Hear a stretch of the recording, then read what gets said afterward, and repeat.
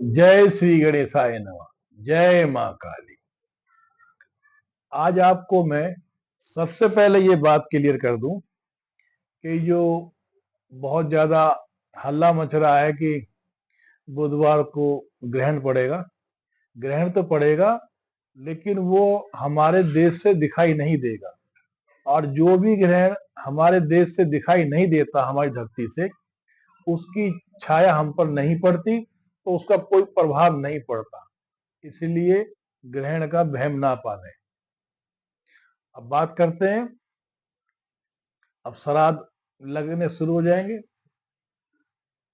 बुधवार को पहला श्राद्ध होगा। पूर्णमासी तो कल ही लग जाएगी, परंतु सबसे पहले श्राद्ध में जल अर्पण का कार्यक्रम होता है। तो जल अर्पण जो होगा वो बुधवार से होगा, इसलिए बुधवार से ही श्राद्ध माने जाएंगे। बुधवार पूर्णमासी है और उसी में ही प्रथम तिथि प्रतिपदा विलय हो रही है।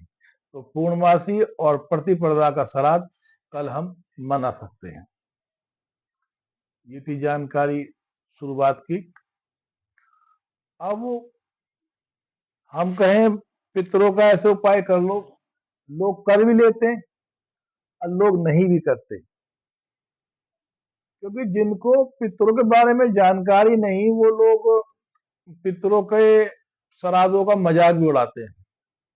हम भी देखते रहते हैं सोशल मीडिया पर, इस बात का ही मजाक उड़ाते हैं। तो इसको जानने के लिए, यदि किसी के घर में पितृदोष है तो उसकी पहचान होगी। उस घर में भाई भाई लड़ेगा, बेटा बाप लड़ेगा, घर में कलेश रहेगा।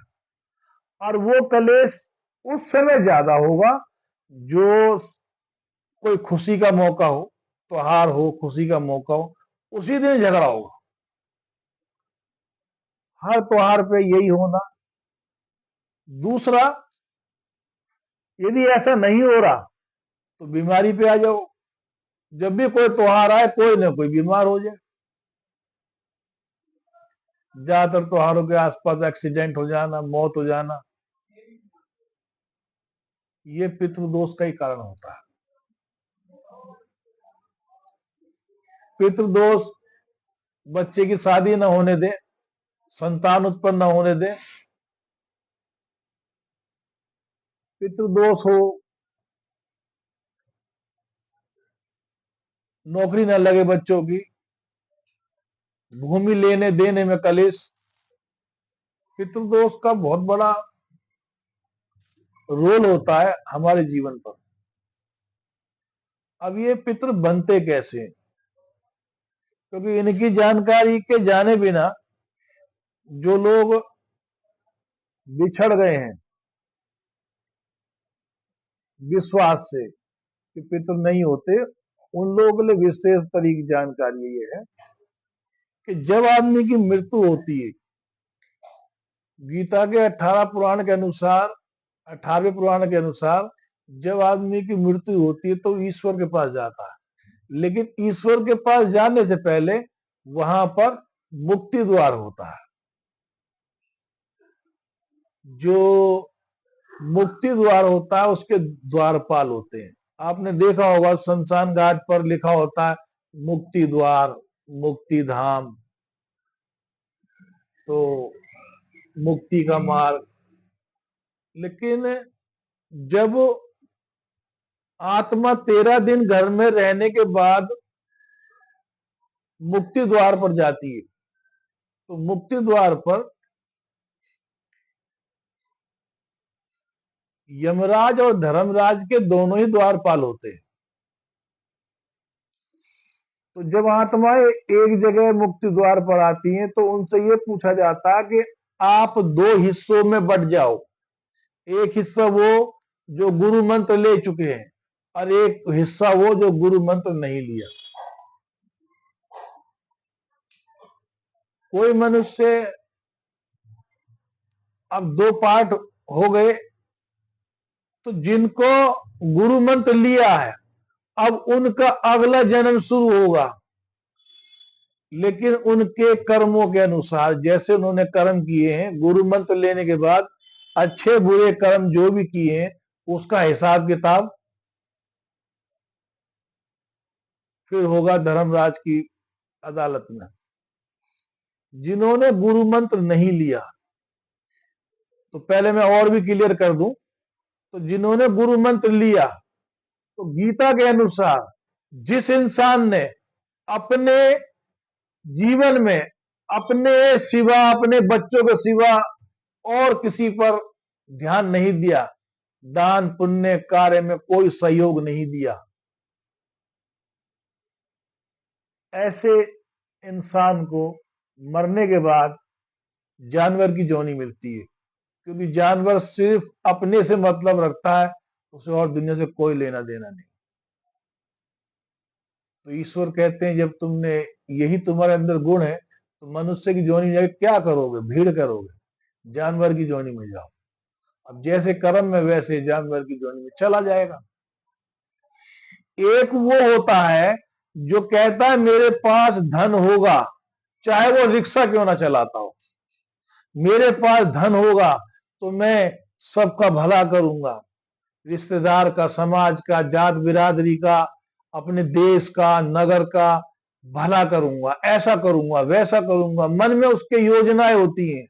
वो मरने के बाद पुनः मनुष्य बनता है, क्योंकि ईश्वर उसे फिर मौका देता है कि जा, ये दूसरा चांस दिया, अब देखते हैं क्या करता है।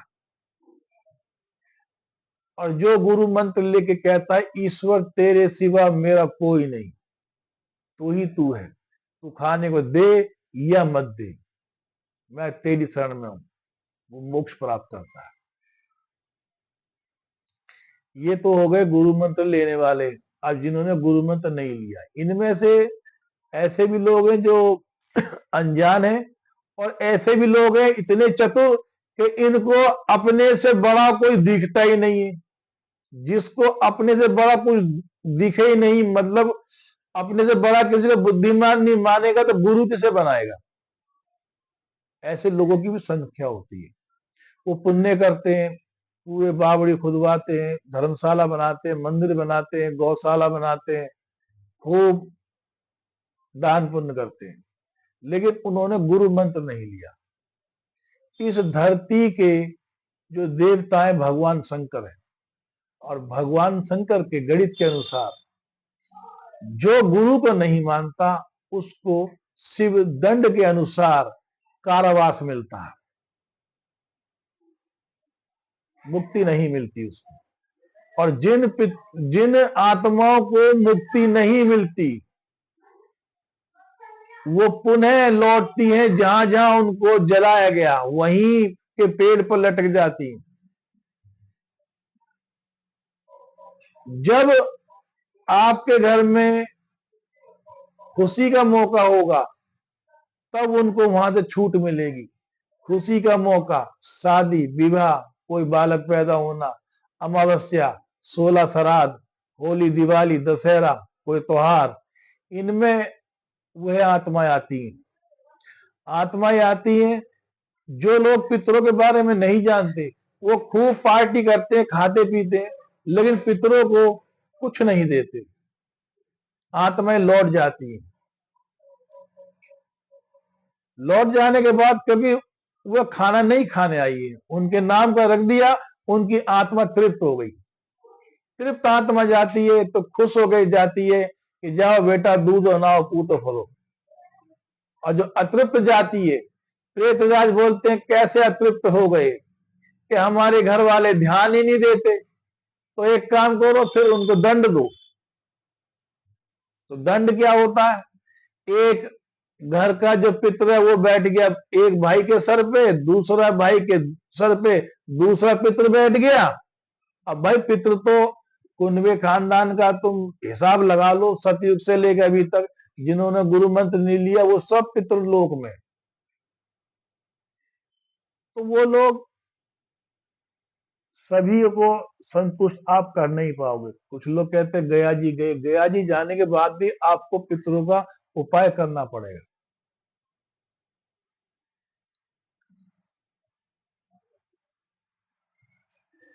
तो पितृ जब घर में आते हैं और पितरों को आप ना पूछो तो तुम्हारे घर में ये लड़ाई झगड़े कलेश बीमारी कर्जा नौकरी ना लगना बच्चे की शादी ना होना ये सारी समस्या बनी रहेगी।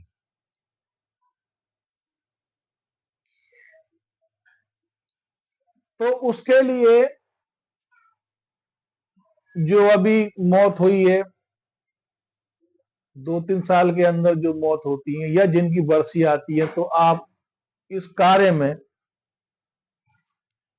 विद्वान ब्राह्मणों की मदद लें तो वो आपके पितरों को सही तरीके से विधि के अनुसार पूजा करा देंगे। लेकिन जिनके पुराने हो चुके हैं उनके लिए सिंपल सा उपाय है, आपको जो मरने वाले की तिथि होती है उसी तिथि पर उनके पत्तल निकालें, गौबली स्वान बलि काग बलि, एक गाय का पत्तल एक कुत्ते का पत्तल एक कौवे का पत्तल ये जरूर निकालें और पितरों का पत्तल निकालें। और यदि आपने अपने पितरों का स्थान बना रखा है तो वहां रख के आए, साथ में पानी भी ले जाएं, दीपक जलाएं। सिंपल से तरीके बता रहा हूं क्योंकि मैं पूरा हिंदुस्तान घूमा हूं, मैं जानता हूं जो पैसे वाले लोग हैं वो तो हर बार पैसा खर्च करते हैं तो विद्वान ब्राह्मण की पूजा कराते हैं, लेकिन ऐसे भी लोग हैं जो नहीं करा पाते तो उनके लिए सिंपल तरीका है कि आप इस तरीके से उनकी तिथि भी निकालें। यदि आपको तिथि नहीं मालूम फिर भी तो अमावस्या के दिन उनकी 16 श्राद्ध के अनुसार 16 पूरी निकालें, लेकिन 16 पूरी आधी होगी, पितरों को आधी पूरी दी जाती है तो 8 पूरी की तोड़ लोगे तो 16 हो जाएंगी, तो उनको भोग लगाएं पितरों के स्थान पर, ना हो तो पीपल के पेड़ पर ब्राह्मण भोज जरूर कराएं। ऐसा करने से आपके पितरों को तृप्ति मिलेगी, तो आपके पितरों की तृप्ति होगी और वो आशीर्वाद दे के जाएंगे, दूधो नाओ पूतो फलो, बेटा खूब मौज करो। और ये तो आप कर रहे हैं, आगे भी अमावस्या आए तो उसमें आप उनके लिए कुछ भोजन निकालें, या तो पितरों के स्थान पर या पीपल के पेड़ पर, क्योंकि पीपल जो है वो सभी के पितर हैं, भगवान विष्णु है, तो वहां पर चढ़ा के आ जाए हाथ जोड़ के क्षमा मांगकर। आप ये करके देखो, बिल्कुल घर में शांति आ जाएगी।